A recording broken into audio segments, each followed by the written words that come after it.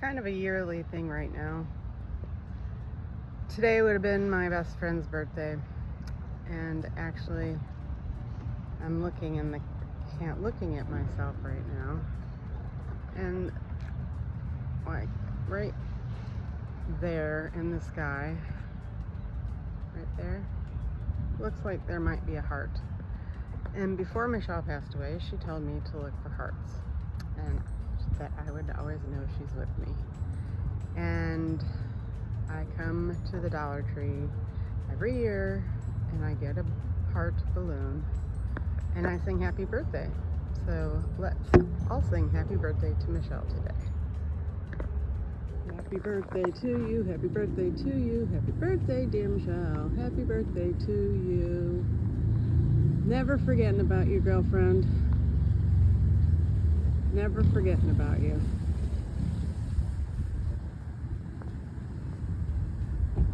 Oh no, you're in the trees. No, you went over the trees. And where'd you go? You're over there. Boy, you took a different path this year. There you are. Usually you go flying the other way. You're spinning today.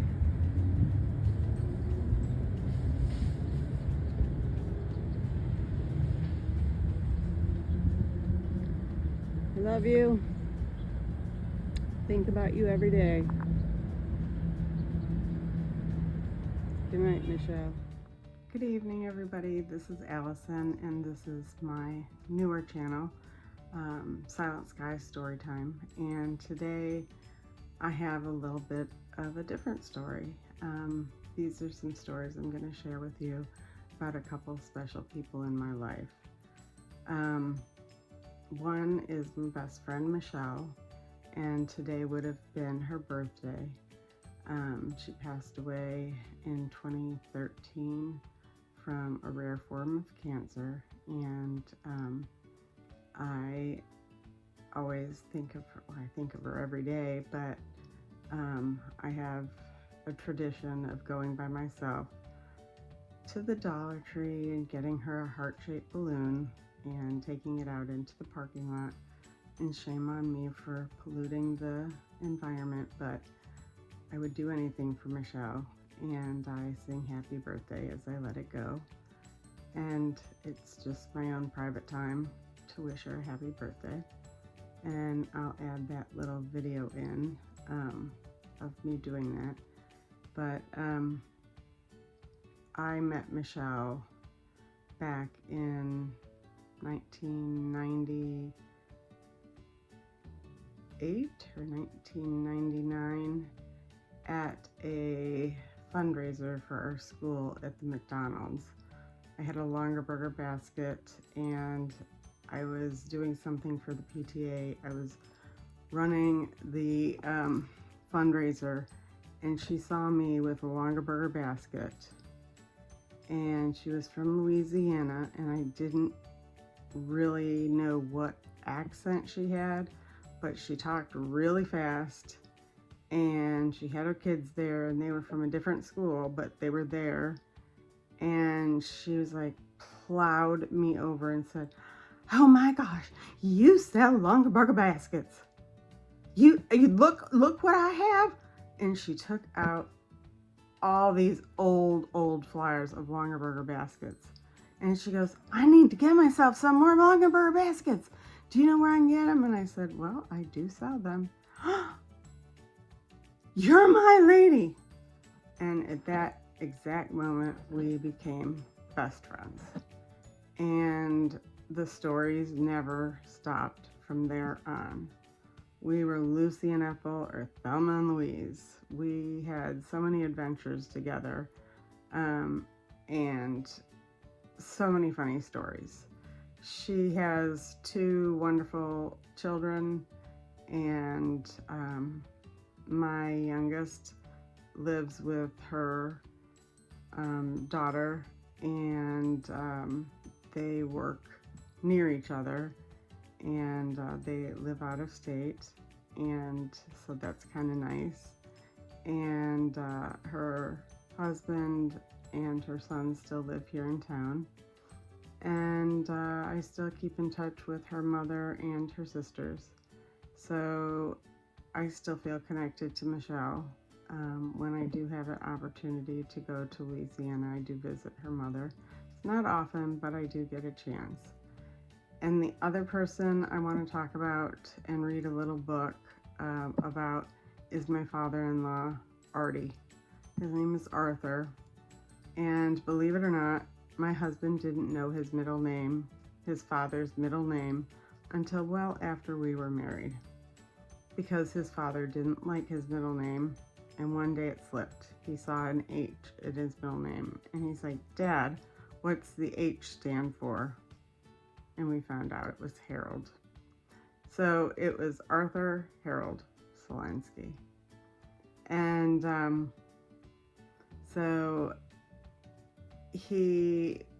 Ephraim was raised in Chicago for the most part. He was born in Jersey, but he was raised in Chicago from the time he was 2. And his dad, when I was pregnant with my first, his dad built a house in Arizona. And then when I was pregnant with my third child back in 2001,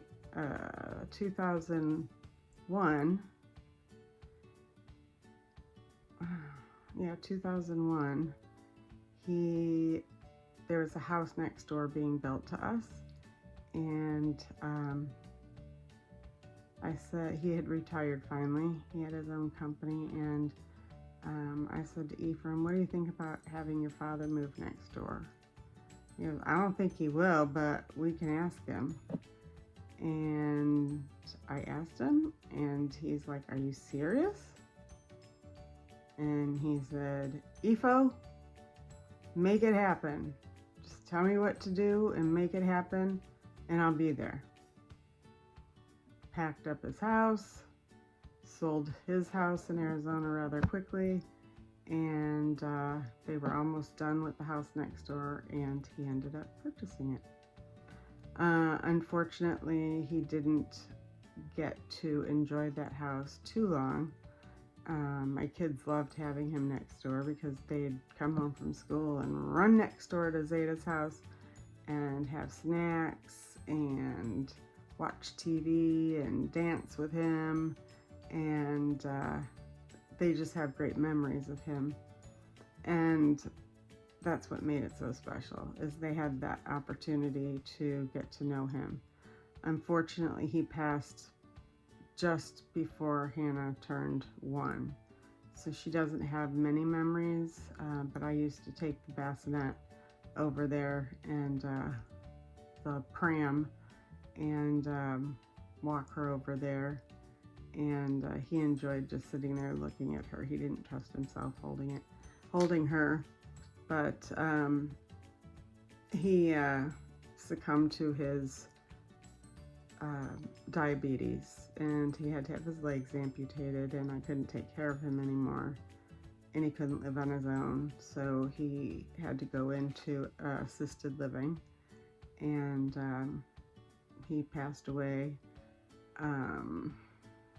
back, it was in 2002, on August, whatever today is, 26th, 2002. And so we light a candle in his memory. But he was buried in New York because that's where his wife was buried, and his entire family is buried there. So we all flew to New York, Ephraim's sisters and us. We flew to New York for his service and his burial, and we got together that night, and we just kind of celebrated his life while we were sitting in the hotel room. And he always had a way with saying things that were really funny. and the family didn't know what I was doing, but every time somebody said something funny, we would usually roll on the floor laughing. Even the kids were laughing, and they were all young. And I wrote them down on a piece of paper. And the following year, we all had to meet back there because there's what we called an unveiling of the stone that you do 1 year later. And on that anniversary, I had bound the book with all of the artyisms, I called it. So I had made a book for each of his sisters and for ourselves. And it's called Artyisms. It's really not that big of a book, but I just wanted to share with you. He's from New York, and bless his heart, because not realizing that he had a hard time putting an A at the end of any of his words. And all my daughters were Samantha, Rebecca, and Hannah. Well, he put an R at the end, so it was Samantha, Rebecca, and Hannah. That was one of them. So I'm just going to read through these, and if there is a picture, I'll let you know.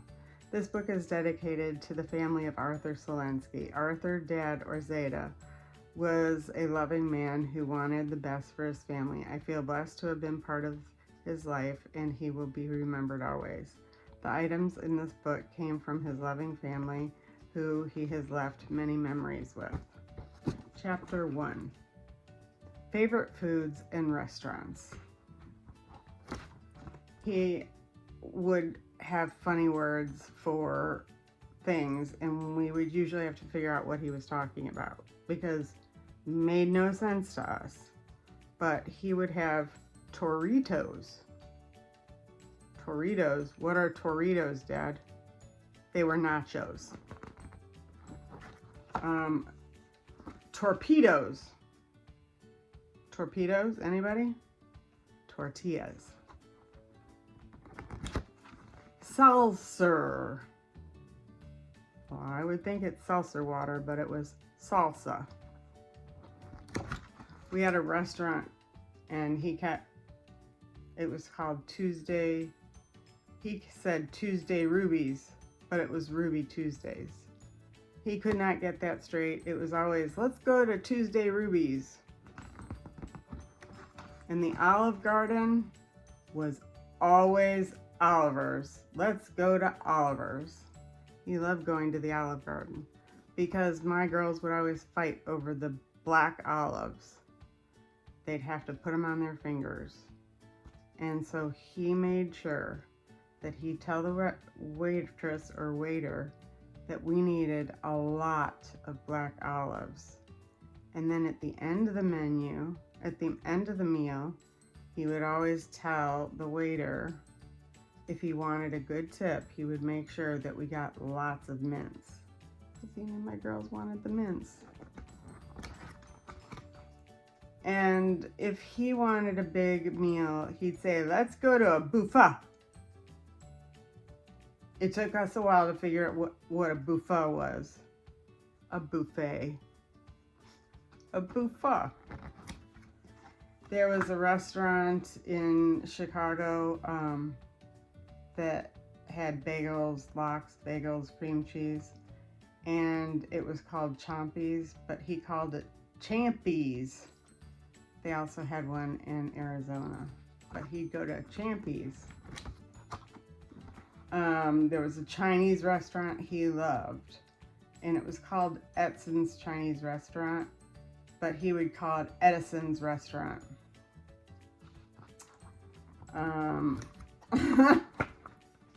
Maybe you've heard of the Spaghetti Factory, but he always called it the Spaghetti-O Joint. Let's go to Spaghetti-O Joint. And a lot of times we couldn't figure out what he was talking about. Smith's Grocery Store. That was in Arizona, so I wasn't familiar with that one, but he'd call it Schmotty's. Schmotty's, which was Smith's Grocery Store. And And then he'd tell everybody, I'll have just a sliver of that cheesecake. But what he really meant was, I'll take the biggest piece you got. Because if you gave him a sliver, he'd say, okay, now give me more of that. No, just give me the whole piece. So his sliver was a big piece. He loved to go out for ice cream. Always. If we didn't have dessert at the table, he'd say, let's go out for ice cream. And he'd want a windstorm. We figured out what a windstorm was. It was a blizzard ice cream treat at Dairy Queen. But he wanted a blizzard. Dad was always sneaking food, but he wasn't buying it. He said he was only buying it for the children. Sure you were. A lot of it he was. Yeah, the names. So I had a picture of the family. You can't really see it, but the family. And it was the family names that, like I told you, the first.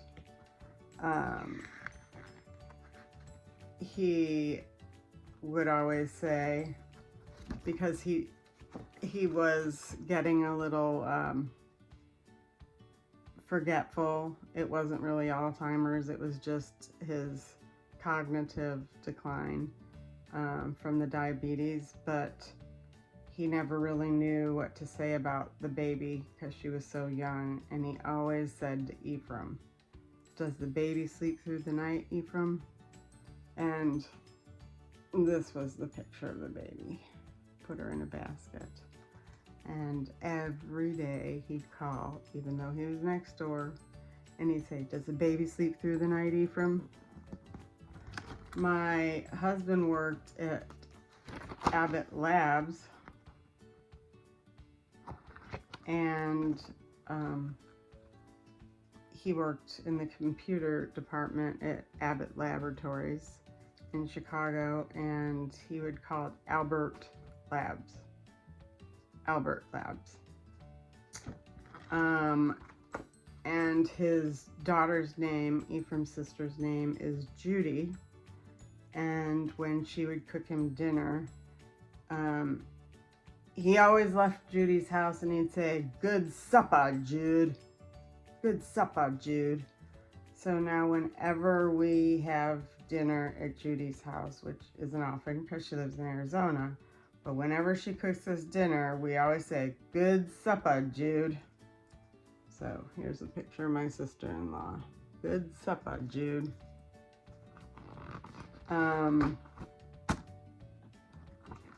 Then he,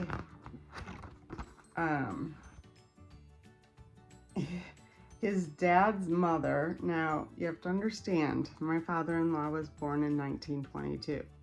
So there is a huge generation gap, and unfortunately my husband didn't get to meet a lot of his extended family just because of the generation gap. But he would call, well, I guess everybody called his dad's mother, her name was Fanny, and he would say people called her Fanny the Flapjack Dealer or Fanny the Broad. I guess she was a real character. Then we had my niece, Judy's daughter, was Heather. She is Heather Rose. And he would call her Hedda Rosie, you are my posy. Hedda Rosie, you are my posy. And this is when she was a little older, and he still called her Hedda Rosie, you are my posy.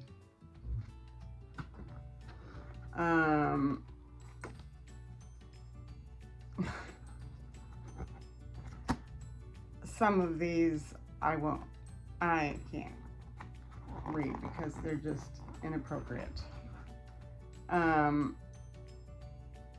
my sister-in-law loved race dogs. What do you call them? The retired race dogs. And she had 3 of them at one time. And Smokey, and one of them, their name was Smokey. And he called us up and he was all upset because Judy got another race dog, retired race dog.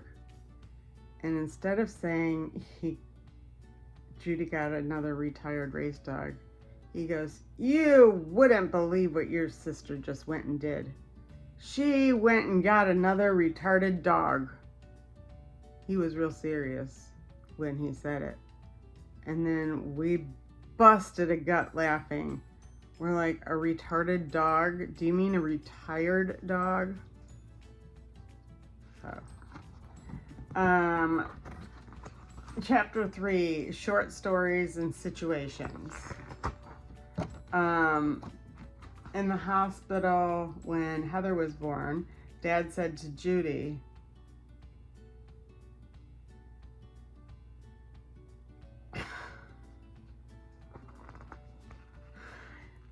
when Heather was born, Dad said to Judy, "Look at the balls on that kid." He was speaking about the baby next to Heather. "That must be one happy kid now, teenager now." "Dad, do you want a Dr. Pepper?" "No, I'll just have a Dr. Pepper." These are just funny little things. And then he would always tell the kids, "Hey, come here. I got a secret for you." And you know what he'd do. He did what every grandparent does. He grabbed their face and kiss all over them.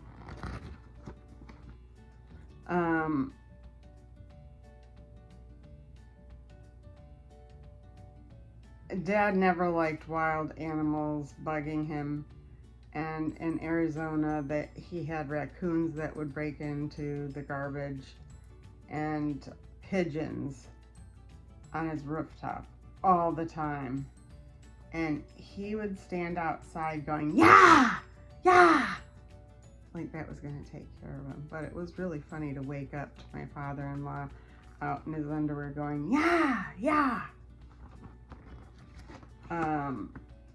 During a trip, when Ephraim was very young, they would go with Ephraim's cousins, like from Canada. His cousins were in Canada, but they would get in the station wagon and they would go cross country. And he made up a song for cousin Janice, and it would go, "This is cousin Janice, how are you today?" And poor Janice still hears that song every time we get together because we all know that song, and I learned that song. So whenever I get on the phone with Janice, the first thing I say, "How are you today, cousin Janice? How are you today?" When Dad got an electric wheelchair when he was living in assisted living, there was a man called Armin who walked very slow and with a walker. And I did a lot of volunteering time at the assisted living. So I get to know people up there, and I also got to know the residents while I was up there.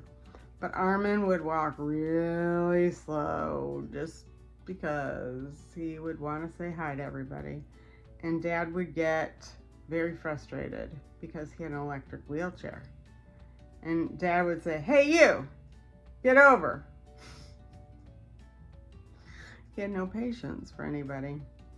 And Benji said that the guy almost got run over by Zeta, the Zeta police. Benji is my nephew.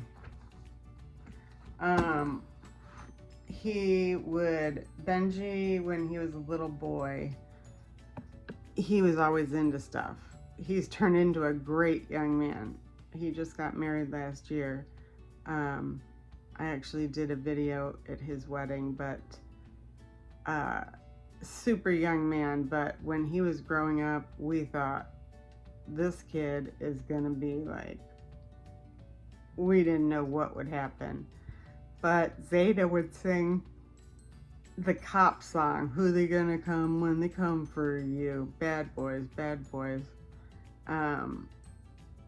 And Zeta would, with his fingers, would go bzzz, tickle bee, tickle bee, tickle bee, tickle bee, and he'd say, who's gonna come for you? And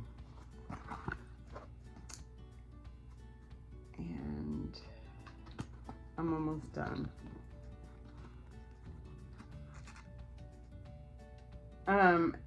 Dad was actually an engineer. He designed and had patents on many things. And there was, him and Ephraim would pull some major snafus, even though they were both very intelligent people. Ephraim still is an intelligent person. But sometimes people make you go, what? So Dad was changing a circuit breaker and he didn't turn off the power. Now, I don't need to be an electrical engineer. I don't need to be any kind of engineer. But I know when you're playing with electricity, you should turn off the power. But he didn't turn the power off to the house and he melted the screwdriver. Okay. He needed to have surgery on his eye, which most of us refer to cataract surgery. Ephraim and I were still in college. The girls, his daughters, lived in Arizona. So my dad took him for his cataract surgery. And back in the day, cataract surgery was much more of a surgery than it is now. So he's like, Ephraim, they told me I have to have cataract surgery. I gotta have cataract surgery. How do I do cataract surgery? I don't own a Cadillac. He did later on in life. He owned a Cadillac, but my dad took him to have his cataract surgery and made sure he was home. I think this is the last chapter, and it's famous sayings.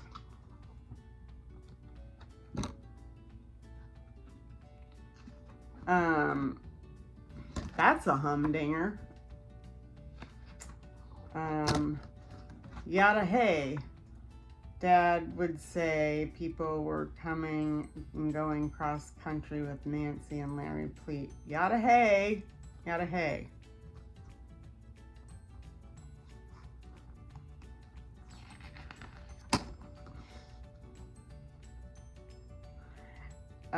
When he got a new car, one of his first new cars was a Bonneville, otherwise known as a Bonneville car. He thought eBay is a city in California. He was sure eBay was a city in California. He's going on the internet, which really was going on the internet. My husband went into computer science. My father-in-law was not happy about him going into computer science because he wanted him to take over his engineering company, and my husband didn't want to take over the company because it was a lot of traveling, and my husband said he wanted to be home when we had a family. And so my father-in-law thought, because he was going into computer science, that he was going to be playing on the computer all day, playing games. But he had to go on the internet, was the internet. When he moved to Arizona and built the house in Arizona, he decided, a single man, an older single man, that he had to have a bathroom in every single bathroom so he could flush in all directions. We said, Dad, why do you need a bathroom in every single room? And he said, so I can flush in every direction. Okay, sound reasoning, right? A flabunger. Does anybody know what a flabunger is? It's just a mistake. If you're in your gockies, you're in your underwear. Zeta had a real limo for a car. And this was Zeta standing outside his house next door with his cane. He always wanted a Cadillac, and he bought one of the biggest Cadillacs you could get. It barely fit in the garage. And he couldn't drive it for long because he had his legs amputated. And he knew how much my dad loved Cadillacs. My dad had a Cadillac a long, long time ago. And so he wanted my dad to have his Cadillac. So my dad purchased his Cadillac from him. And it stayed in the family until my dad passed away.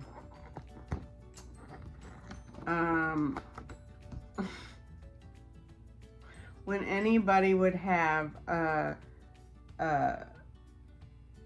shall we say, a bodily fluid gas problem, he would say, as we all do from time to time, he would say, are the coyotes out tonight?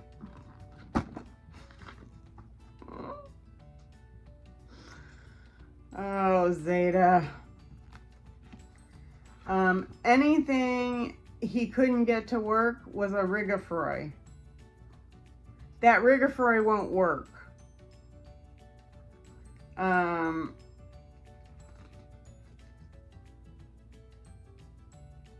He would say, here's $50 of, starts with an H, and that would mean here's $50 for pizza. But he didn't call it pizza, it was S. I don't know why he did it, but that just, he didn't want to call it pizza, he wanted to call it something else. I don't know why. But that night, sitting in the hotel room, it was much funnier than it is in this book, when the whole family is participating and making up, not making it up, but telling the stories of when Zeta would say these silly things. So I just wanted to make a tribute to my best friend and to my father-in-law, because it just so happens that one of their birthdays is today and one of them passed away today. And I love them both, and we are forever remembering them. And I thought, what a better way than to share it with other people, so other people will know what wonderful people they were and are, because they will never be forgotten as long as I keep their stories alive. I hope you enjoyed this little chat. I hope it brought a smile to your face, and you can sit around and think about your parents, your friends, and think about the funny things that you guys did or said throughout your lives, and maybe make a memory book of the funny things that occurred. It was fun to do, and it's something that we all have. So until next time, everybody, I love you, keep going, and have a great rest of the week.